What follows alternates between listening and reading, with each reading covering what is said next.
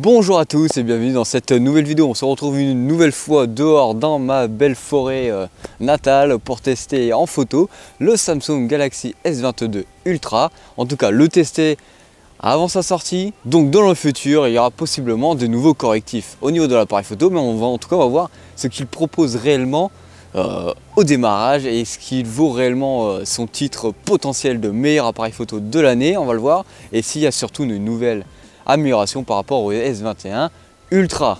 Alors le petit zigoto il est dans ma poche. On va aller le chercher parce qu'il rentre bien dans une poche très tranquillement, même malgré qu'il soit assez imposant. Voilà, il est là, le fameux téléphone qu'on va venir tester dans cette vidéo pour le petite photo, la petite vidéo. On va tout tester en même temps. Alors vous avez bien vu que je remontais ma veste parce qu'il fait un petit peu frisqué à l'heure actuelle. Je vais ouvrir le téléphone et on va directement passer au test photo puis vidéo. À un moment le micro sera entièrement sur le téléphone quand je serai en vidéo de celui-ci. Voilà. Alors comme on me l'a beaucoup demandé quand je fais des vidéos sur un téléphone, c'est de capturer en direct ce que je fais dessus. Et ça c'est une bonne idée. Ah les gars, on n'est plus dehors là maintenant. Et vous savez pourquoi? Parce qu'il y a un certain Franklin, il fait des dégâts dehors. Du coup, la vidéo dehors, je l'ai arrêté, il s'est mis à pleuvoir, il y a eu une tornade et tout. Mais ne vous inquiétez pas, j'ai quand même réussi à faire quelques photos avec ce petit S22 Ultra. Bon, quand je dis petit, je sais que j'exagère un petit peu. Mais allez, allons voir ce que ça donne réellement. Bon, là, je vous fais une petite aparté pour vous montrer le logiciel de chez Samsung dans la photo. Je vais enregistrer l'écran pour que vous puissiez le voir. Alors, à première vue, si vous venez de chez Samsung, vous pouvez voir directement que c'est l'interface Samsung de base. Là je suis en train de parler directement dans la caméra et là en même temps. C'est vraiment l'interface qui est déjà préfaite de base. Vous avez tout ce qui est mode portrait, mode photo, mode vidéo, etc. On peut voir quand même que l'interface a un petit peu de mal au début. On a tout ce qui est plus, vous allez retrouver tout ce qui est les logiciels, etc. Comme le mode pro, vidéo pro, le single take qu'on retrouve ici alors que sur le Fold 3 il est mis en avant directement. Là-dessus il n'y est pas. Vous avez tout ce qui est super ralenti, vidéo, portrait, etc. qu'on a pu tester dans la vidéo qui va suivre, voilà, etc. etc. Donc c'est une interface quand même assez simple et assez fluide d'utilisation. Dans les paramètres, on peut retrouver l'enregistreur des selfies, etc. etc. Donc c'est quand même assez simple d'utilisation et on va facilement s'y retrouver. Du coup, vu qu'on se retrouve en studio, on va faire ça d'une autre manière, parce qu'habituellement je juge les photos directement sur le fait après les avoir prises. Mais cette fois-ci, on va aller directement les juger sur le Fold 3 en direct de toutes les photos que j'ai pu prises lors de ma petite excursion dehors, bien sûr. Alors petit aparté, je n'ai pas un œil d'expert, etc., etc. Je vais juger ça comme si j'étais une personne lambda qui découvrait les photos par lui-même. Alors comment ça va se passer? Tout simplement, sur le Fold 3, je vais venir défiler les photos et on va venir cropper nous-mêmes par nous-mêmes dessus pour voir si les photos sont plutôt correctes ou plutôt bonnes. Allez, rentrons dans le vif du sujet parce que sinon je vais déblatérer pendant des heures. Là on se retrouve sur la première photo que j'ai pu prendre avec celui-ci, c'était avec le capteur principal, sans y modifier quelque chose, une photo lambda qu'on pourrait prendre en dégainant tout simplement ce petit S21 Ultra. Voilà, je vous le rapproche parce que c'est toujours sympa de le voir. Alors, qu'est-ce qu'on a? On a un téléphone qui a réussi à faire le focus directement sur les arbres devant. Alors j'ai dit le focus, j'ai quand même essayé à zoomer dedans, mais on peut voir que ici ça n'est pas net par exemple, et que au dessus ici voilà c'est beaucoup plus net, mais que ça a quand même essayé de faire une espèce de profondeur de champ, même si ouais attendez, le focus est quand même fait sur les branches derrière, beaucoup plus que sur les branches à l'avant, mais il y a certaines branches qui sont floues et qui ne sont pas très nettes. Bon, ça c'est le problème du photographe qui n'a pas su faire le focus au bon endroit, ça c'est de ma faute bien sûr. On peut voir que les plantes en bas sont quand même assez vertes, assez claires. Alors bien sûr, tout ce qui est la mousse et tout ce qui était les fleurs n'était pas aussi verte que ça. On est en fin hiver, début printemps, donc les couleurs en forêt sont quand même assez froides et ne reflètent pas réellement cette réalité-là. Voilà, donc on peut voir quand même derrière ça fait une bonne petite photo avec toutes les qualités qu'on peut avoir. Maintenant passons sur la deuxième photo. Voilà, j'ai essayé de prendre une photo avec beaucoup plus de détails, en profondeur et beaucoup moins en premier plan. Voilà, tout simplement on peut l'observer. C'est vraiment correct, hein, tu peux facilement la placer un petit peu partout cette photo-là. Hop, on va cropper un petit peu dedans, hein, sans bien sûr cropper comme un fort freluche dedans et avoir quelque chose de flou. Voilà, on va essayer de voir comment celle-ci se comporte. Donc c'est quand même assez correct. Les éléments en premier plan sont assez nets, sauf l'arbre juste ici apparemment. Ok, mais tout ce qui est branche en dessous, ça a l'air d'être net. Ok, donc c'est une photo quand même correct dans les bois. Il y a énormément de détails à gérer pour l'appareil photo. On va voir plus tard quand je vais faire des photos portraits de moi-même.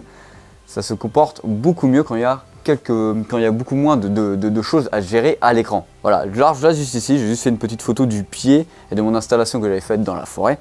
On peut voir que le pied est très bien délimité, très bien net. Bon, sur le pied c'est un petit peu flou, ok, mais sinon tout ce qui était au centre de la caméra c'est assez net et on arrive bien à percevoir les choses.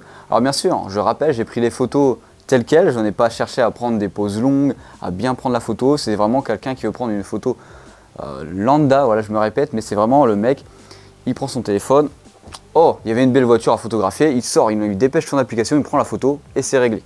Voilà. Maintenant, passons sur la deuxième photo. Voilà, là j'ai été vraiment près d'un arbre et on peut voir que celui-ci est très bien détaillé. On peut voir qu'à l'arrière de celui-ci, il y a une bonne petite profondeur de champ qui s'est faite pour bien délimiter l'arbre. Quand on va zoomer dedans, il y a énormément de détails. Il y a beaucoup plus de détails que sur les photos où il y avait beaucoup plus d'éléments à gérer au premier plan. Voilà. Maintenant, passons sur une photo beaucoup plus près. Alors là, j'étais sans doute en x2 quand j'ai pris cette photo-là. Donc, je l'ai un peu plus croppé dans l'image. Et on peut voir que en x2, ça se comporte très bien. On a encore très bien beaucoup de détails dans la photo. Et ça, c'est plutôt pas mal pour un téléphone à ce prix-là. Alors maintenant, passons sur un autre type de photo. Alors là, j'ai pris une photo en normal, mais on va aller zoomer dans la photo. C'est-à-dire qu'on va utiliser tous les fois quelque chose, tous les fois machin pour voir si ça marche réellement. On est en x2, x5, x10, x30 et x100, mais x100 qui ne sert strictement à rien, juste pour lire les panneaux à péter au schnock. Voilà, alors là c'est une photo en normal. On va aller chercher l'arbre qu'on peut voir juste au bout là-bas. Voilà, je vous laisse encore le temps pour voir la photo. Hop, on va venir switcher à gauche, comme ça. On va passer dans un plus gros zoom. Là approximativement ça va être le zoom x5 si je me souviens bien de ce que j'ai fait à l'époque. On va passer, hop, là on doit être en zoom x30 si je ne me trompe pas, j'ai dû sauter le 5 et le 10 directement. Donc on peut voir que là ça commence à être un peu flou. C'est quand même utilisable sur Instagram ou sur tout autre réseau, mais si on veut faire plus, c'est un peu plus délicat. Et là on va passer sur le zoom x100. C'est très bien, on arrive à distinguer les choses, mais ce n'est pas des réelles photos à utiliser bien sûr. C'est la même chose qu'on pouvait reprocher au S21 Ultra. Alors petite erreur de ma part, apparemment on était bien en zoom x30 avant et en zoom x10 et en zoom x5. Et là on est bien en zoom x100. Et en zoom x100, bah c'est bien.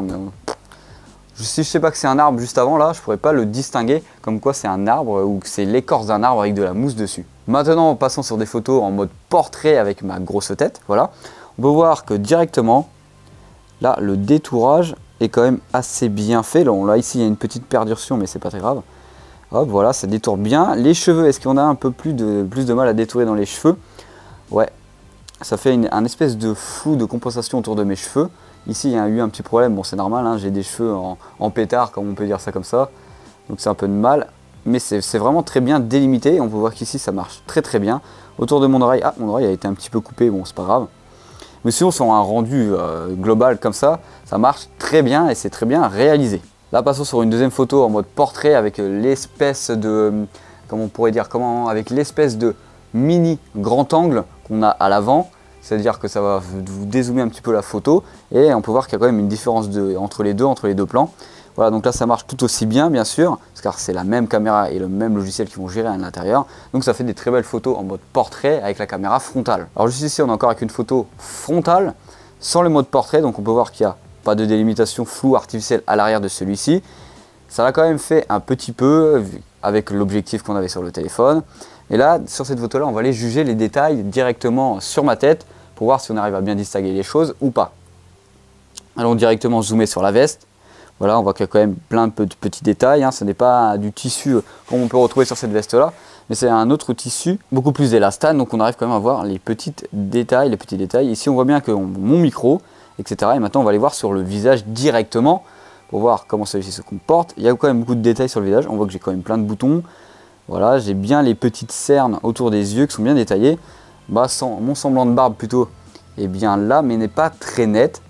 Donc voilà, on a quand même quelques détails, mais ça va pas beaucoup plus loin que ça dans la photo. Après, je vous laisse juger par vous-même. N'hésitez pas à mettre en commentaire toujours ce que vous pensez des photos réalisées avec ce S22 Ultra. Bien sûr, on est encore aux prémices de ce téléphone, car je vais utiliser ce téléphone avant sa sortie. Il y aura sûrement une mise à jour pour pousser ce téléphone avec des nouvelles versions logicielles sur l'appareil photo, comme on peut avoir principalement à la sortie de tous les nouveaux téléphones. Voici une autre photo encore où j'ai pris une souche d'arbre, avec beaucoup plus de clarté, d'éclairage et tout. On peut voir que la mousse est bien détaillée, mais encore un petit rappel, tous les verres et toute la mousse n'étaient pas réellement de cette couleur-là, ils sont quand même beaucoup plus contrastés. Maintenant, en passant sur une autre photo où j'ai pris la photo de ma jeune jante avec son pneu entouré de boue, vu que je sais dans la forêt il fallait bien faire quelques obstacles.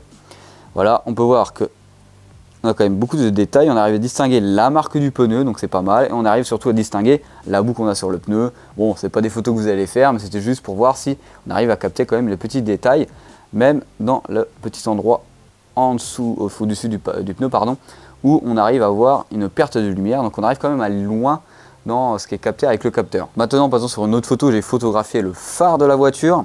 Avec le phare de la voiture, je me suis dit, est-ce que le capteur photo arrive à aller au travers du phare, entre guillemets, de tout ce qui est plastique pour qu'on puisse avoir le détail des ampoules à travers celui-ci, et surtout qu'on puisse voir le miroir à l'intérieur des lampes. Alors on peut voir qu'il y a quand même un petit peu de reflets qui sont pris dedans, mais ça c'est normal, mais on arrive quand même à distinguer tout ce qui est détail à l'intérieur du phare. Et ça c'est très bien, ici on peut voir distinguer les ampoules, etc. On peut même voir que l'intégralité de mon capot et de mon pare-choc est extrêmement sale, donc on a quand même bien tous les détails. Alors sur cette photo là, j'ai pris en photo un feuillage où j'ai fait le focus sur la première branche. Donc c'est la première branche, c'est celle qui est au premier plan, c'est celle-là qu'on peut voir. C'est une des seules qui est nette. On peut voir que tout autour ça a quand même fait un flou dessus, et que derrière la lampe ça fait un bon petit flou. Donc ça a bien fait l'endroit, le focus pardon, où j'ai cliqué. Donc ça c'est assez pas mal.